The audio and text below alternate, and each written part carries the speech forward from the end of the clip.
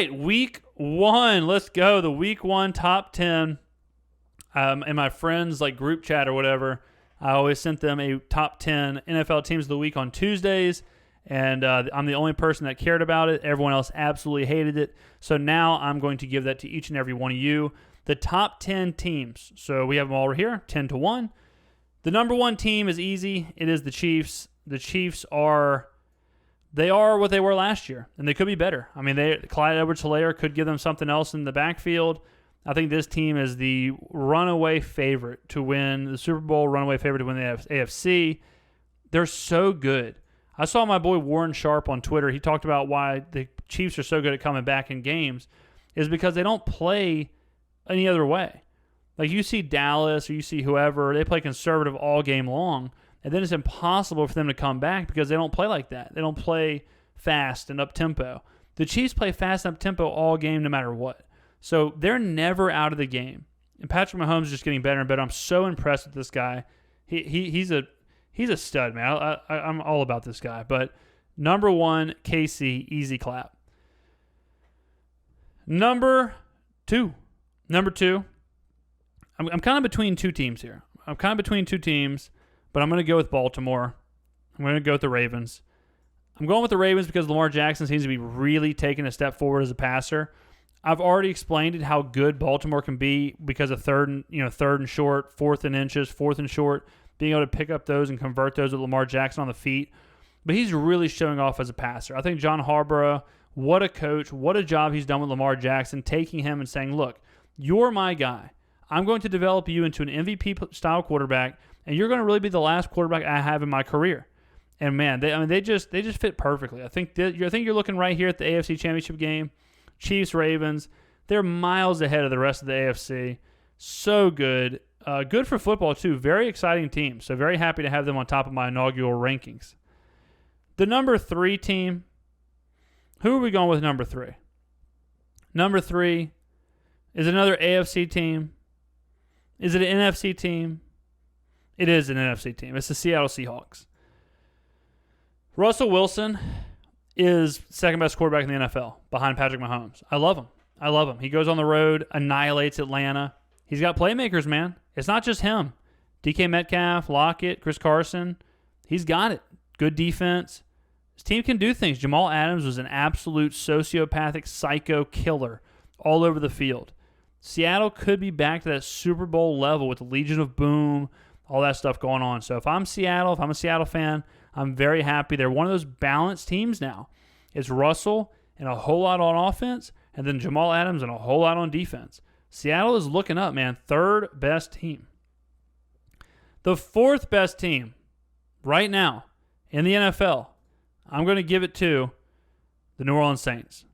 I was hesitant to do this because of how bad the Saints looked, but I actually did this because of how bad the Saints looked. Think about it. The Saints played the worst possible game they could have played, and they won by 11 against Tom Brady and a divisional rival. The Saints got to get it figured out, and they will get it figured out. Drew Brees is way too good to have games like that where he's 18 for 30 or whatever the hell he was. If Drew Brees can pick up his pace, Alvin Kamara can keep playing like he does, Taysom Hill can keep playing like he does, Cam Jordan, that pass rush is good, the defense is stellar, they're ball hawkers. Marshawn Lattimore held Mike Evans to 0 catches until the last catch of the game, and he gave up 1 catch. So this team is primed, ready. They just need Brees. They need Drew Brees to be, I'd say, like a top 8 quarterback. If he's a top 8, top 10 quarterback somewhere in there, the Saints are in a really good position. Fifth best team. The fifth best team in the NFL.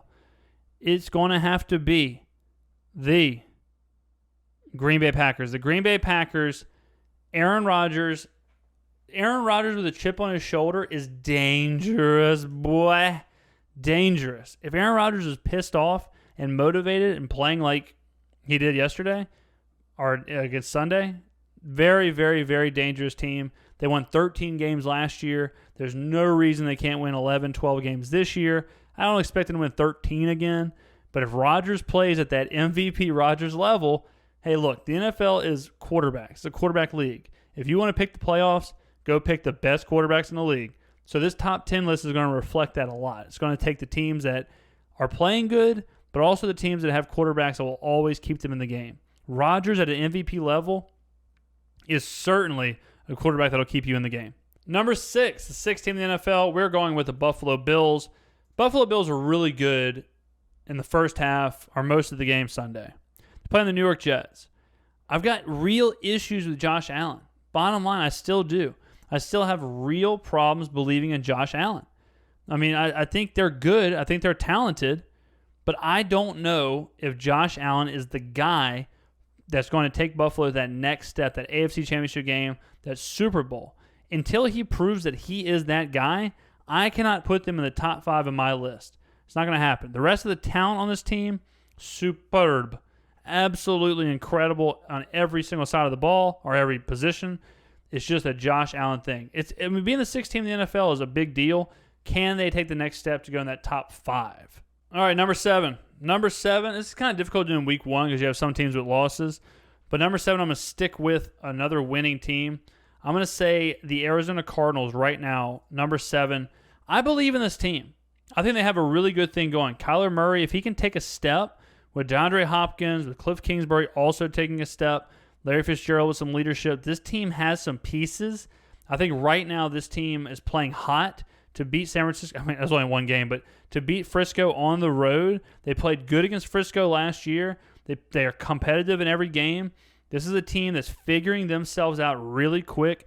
DeAndre Hopkins adds a huge part to that. Then you have Kenyon Drake. I mean, this team right here, this team is one of those teams where they have pieces. We know that. We just don't know how good the pieces are.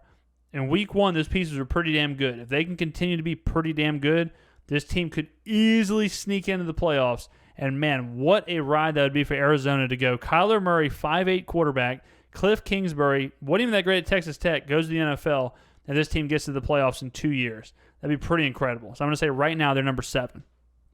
Number 8, controversial yet brave pick here. I am going to go with the Los Angeles Rams. The Los Angeles Rams, number 8, they didn't do it pretty, but they got the job done against Dallas. The reason I'm putting them at 8, 2 reasons. 1, Aaron Donald. Holy shit, Aaron Donald was an absolute load, an absolute unit. Now, Dallas was down to 2 tackles. They had a rookie on the interior of their offensive line. So I'm not going to sit here and say like Dallas's front, was anything with the Great Wall of China. But Aaron Donald was throwing people all over the place. He was throwing around grown men. It was disgusting. So Aaron Donald. The second reason is Sean McVay. I think Sean McVay was this boy wonder, this wonder kid kind of thing. And he, went to Super Bowl. We found out some stuff about Todd Gurley. We found out some stuff about Jared Goff. I think McVay is a good enough coach now that he took a step back. He knows what Goff is. He knows what his pieces are. I think McVay can get them back to where they need to be. I don't think it's a Super Bowl team. I think this could be a playoff team. McVay in the playoffs is dope. Goff does not have to be the savior. Goff is not the next Joe Montana. Goff is not the next Tom Brady. But Goff, when he's comfortable, when things work, when things go his way, Goff can be really, really, really good. So hopefully, I think I like Goff. I think his arm is amazing. I think he's so accurate, throws such a pretty deep ball. He just does not handle pressure very well. He doesn't handle moving around, reading a defense very well. So if he can just kind of bottle up that freak out Josh Allen kind of syndrome that he has and just rely on his arm, rely on his accuracy, he still makes some deep throws that no one else in the league can make. So with Aaron Donald playing, I mean, he's basically like Godzilla. He was a literal domestic terrorist on the field. He was picking up grown men with one arm. Disgusting. The Rams, if he's playing that well, I mean, there's no telling how high they can go. Number 9, the only team I'm going to have on here with a loss is the San Francisco 49ers. Was it a blip? Was it one of those classic Jimmy Garoppolo games? Was it the classic Jimmy Garoppolo, like, hey, guys, sorry I sucked. Sorry about that. I'll figure it out. I think it was, personally. I think it was 2 things. Matchup nightmare with Arizona and Jimmy Garoppolo deciding to take the week off. If those 2 things don't happen, Frisco will be right back where they were last year. Not in the Super Bowl, but they're a playoff team. They could win the division. They got Seattle to deal with, which is no joke. Russell Wilson's so much better than Jimmy Garoppolo. But we saw the worst of Jimmy Garoppolo in week one. Bottom line. We saw the worst of Jimmy G. So we got to expect Jimmy G to bounce back. They're too damn talented everywhere else.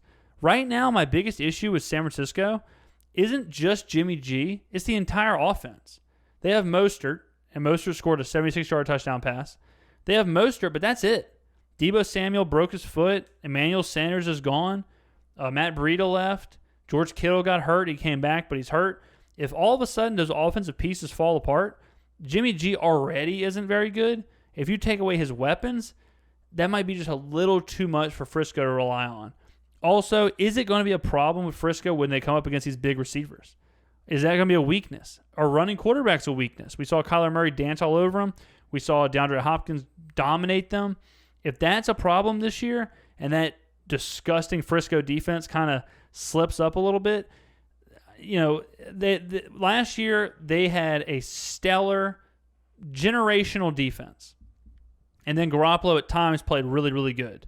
If their defense takes a couple steps back, this team this team loses its entire identity, and I don't think Jimmy Garoppolo has the weapons to win them games like he did last year, like in New Orleans when they won 55-53 or whatever it was. So right now, I'm giving Frisco the benefit of the doubt here. The only team with a loss in my top 10. My 10th team, surprise team, the New England Patriots. If Cam Newton can find anything from his previous self, and I have not seen it yet in the passing game, he ran the ball 15 times, looked damn good, 2 touchdowns. New wrinkles in the offense, obviously for New England. Tom Brady, Cam Newton already set the single game rushing record for the Patriots. Cam Newton offers New England something that they've never ever had, and Belichick knows how to use players to their skill better than any coach in history. Look at the receivers: Wes Welker, Julian Edelman, Rex Burkhead. I mean, this guy takes players, takes what they're good at, and then makes it good for the team and for the organization. Cam Newton has talent all over the place as far as himself. I mean, we know what Cam Newton can do. Question is, how healthy is Cam Newton? On the ground, running the ball, physically, looks really good. Throwing the ball, I don't know yet. If I see Cam Newton throw the ball, extend a little bit, throw downfield, show off the arm that he once had, if he can do that, this Patriots team might not miss a beat. They honestly may be better with Cam Newton than Tom Brady if Newton can do it with his arm. Because you can't expect 15 carries, 90 yards, 2 touchdowns every game. Cannot do it. So I need to see a little bit more from Newton. If Newton showed me a little more from the arm, if he had a game where he threw all over the place like he used to do, and we get a relatively intact 100% Cam Newton, this could be a top 5 team in the NFL.